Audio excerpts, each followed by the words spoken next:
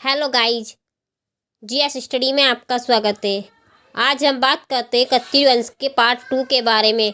यदि हम पार्ट 1 की बात करें तो पार्ट 1 में हमने कत्यूरी वंश की उत्पत्ति के बारे में बताया था, कत्यूरी वंश के सामाजिक, आर्थिक, व्यापारिक नीतियों के बारे में बताया था और सांस्कृतिक प्रभाव कैसा रहा कत्यूरी वंश का, उसके बारे में बात की थी। और आज पार्ट 2 में हम बात करें कत्यूरी वंश के प्रमुख शासकों की उपलब्धियाँ। कत्यूरी वंश के पतन के कारण कत्यूरी वंश के पतन के पश्चात उत्तराखंड में गढ़वाल और कुमाऊं क्षेत्र में राजनीतिक प्रभाव कैसा था और कत्यूरी काल को उत्तराखंड का स्वर्ण युग कहा जाता है, उस कथन की समीक्षा बात करते हैं। यदि आप चैनल पर नए हो तो चैनल को सब्सक्राइब कीजिएगा और सामने बेल आइकन पर प्रेस करना ताकि आपको टाइम पर नोटिफिकेशन मिल सके। बात करते हैं आज के टॉपिक के बारे में। कत्यूरी वंश के प्रमुख शासकों एवं उनकी उपलब्धियों का उल्लेख। कत्यूरी वंश के संस्थापक थे कत्यूर देव। 7वीं शताब्दी में इन्होंने कत्यूरी वंश की स्थापना की थी और इनकी राजधानी थी कत्यूर।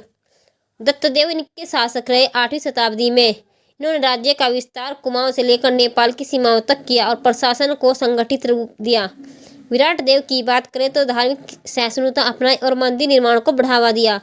शालिवाहन कत्यूर की बात करें तो सबसे शक्तिशाली शासक कत्यूरी वंश का शालिवाहन को कहा जाता है और राज्य की सीमाएं गढ़वाल और पश्चिमी नेपाल तक बढ़ाई इन्होंने। निर्माण कार्य की बात करें कत्यूरी काल के तो बैजनाथ मंदिर समूह, जागेश्वर मंदिर समूह, द्वारहाट के मंदिरों का निर्माण करवाया कत्यूरी शासकों ने। आर्थिक नीति की बात करें तो व्यापार मार्गों का विकास किया जिससे तिब्बत और भारत के बीच व्यापार फला फूला। धार्मिक योगदान की बात करें तो वैष्णव और शैव दोनों परंपराओं को संरक्षण दिया। और इनके महत्व की बात करें तो कत्यूरी शासकों ने उत्तराखंड को राजनीतिक, सांस्कृतिक और धार्मिक रूप से समृद्ध बनाया और इन्हें प्रदेश के स्वर्ण युग का निर्माता कहा जाता है कत्यूरी वंश को। नेक्स्ट प्रश्न की बात करते हैं हम कत्यूरी के वंश के पतन के कारणों की। इसके पतन के कारणों की व्याख्या करें तो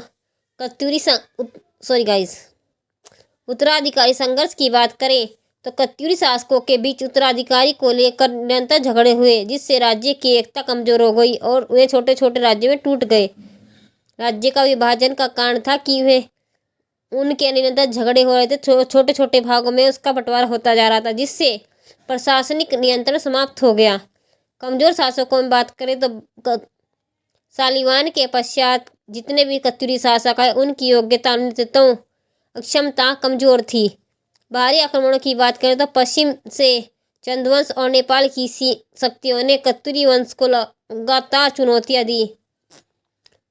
आर्थिक पतन की बात करें तो लगातार युद्धों और कर भारों ने राज्य को आर्थिक स्थिति की कमजोर की। लगातार कत्यूरी शासकों के युद्ध चलते रहते थे, कभी चंदवंश से, कभी शक्ति से, और आपसी झगड़े भी निकल रहते थे और जनता पर कर भार ने भी इसकी आर्थिक शक्ति को कमजोर कर दिया। प्रशासनिक व्यवस्था की बात करें तो भ्रष्टाचार और अधिकारियों की स्वेच्छाचारिता से जनता में असंतोष बढ़ा। धार्मिक व सामाजिक जड़ता की बात करें तो अत्यधिक धार्मिकता और आडंबरों में फंसने से राजनीतिक शक्ति कमजोर हो गई। कत्यूरी शासक ज्यादा आडंबर करने लगे, ब्राह्मणवाद ज्यादा बढ़ गया था, इसी कारण उनकी राजनीतिक शक्ति कमजोर होती चली गई जिसके परिणाम स्वरूप 11वीं शताब्दी तक कत्यूरी साम्राज्य पूरी तरह विघटित होकर चंदवंश के अधीन हो गए। नेक्स्ट पॉइंट टॉपिक की बात करें तो कत्यूरी शासन के पतन के पश्चात कुमाऊं और गढ़वाल क्षेत्र की राजनीतिक स्थिति।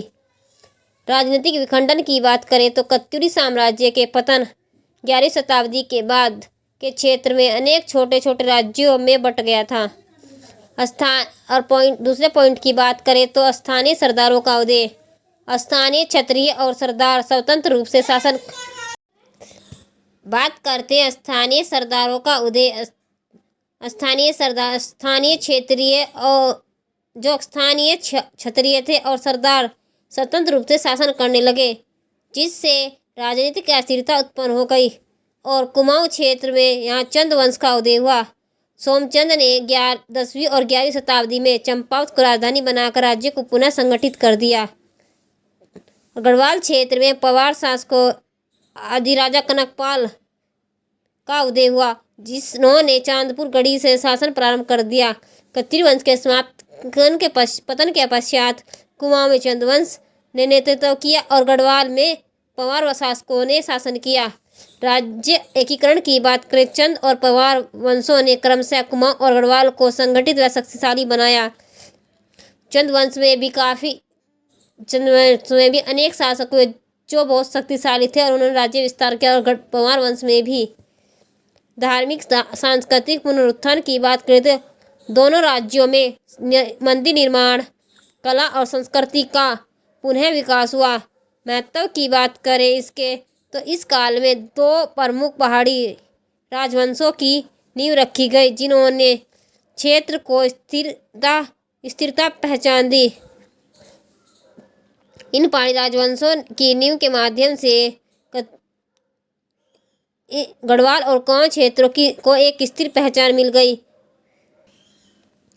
बात करें कत्यूरी कालीन स्थापत्य कला और मंदिर निर्माण की विशेषता की तो नागर शैली का प्रभाव कत्यूरी काल की मंदिर वास्तुकला में मुख्यतः नागर शैली का प्रभाव देखने को मिलता है, जिसमें शिखर ऊंचे और गोलाकार होते हैं। अनेक मंदिरों में नागर शैली के मंदिर हैं। मुख्य निर्माण सामग्री की बात करें तो पत्थरों का प्रयोग करके प्रमुख रूप से जोड़ों में लोहे की जगह पत्थर की कीलों को डोलवेट, इस प्रकार से पत्थर को काटा जाता था।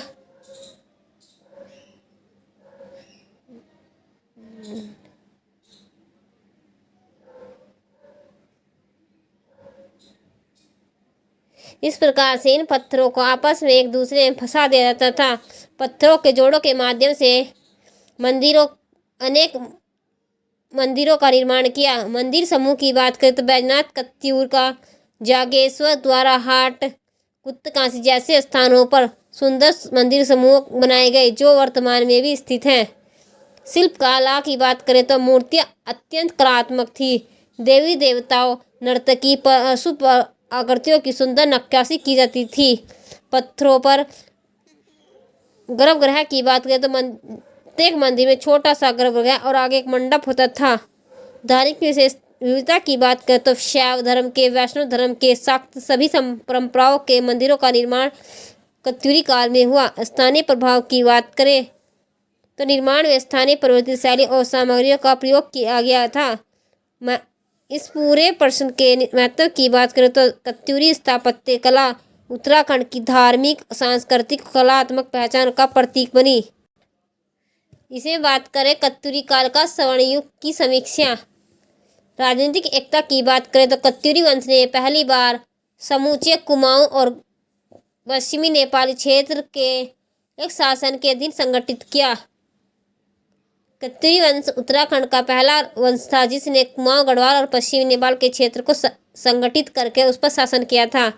प्रशासनिक स्थिरता की बात करें इसमें तो सुदृढ़ प्रशासनिक व्यवस्थाएं थी। नए पीढ़ी शासन था और राजस्व प्रणालियों ने स्थायित्व प्रदान किया था। आर्थिक समृद्धि की बात करें तो कृषि, व्यापार और तिब्बत के साथ वाणिज्यिक संबंधों को आर्थिक रूप से विकसित हुआ।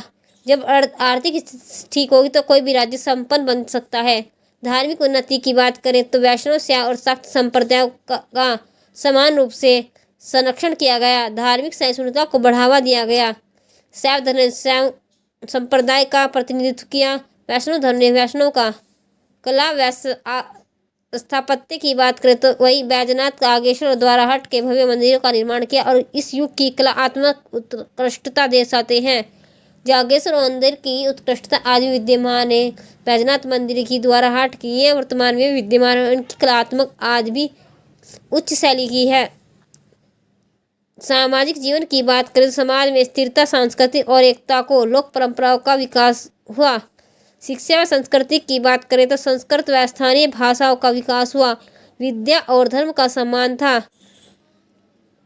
इन सभी कारणों से कत्यूरी काल को उत्तराखंड का स्वर्ण युग कहा जाता है। नेक्स्ट क्लास में हम बात करेंगे भक्ति आंदोलन के पार्ट 2 की और सूफी आंदोलनों की। गाइस यदि आप चैनल पर नए हो तो चैनल को सब्सक्राइब कर लीजिएगा, वीडियो को लाइक करना, कमेंट बॉक्स में बताना कि आपको वीडियो कैसी लगी और कमेंट करना, अपने दोस्तों के साथ शेयर करना। धन्यवाद।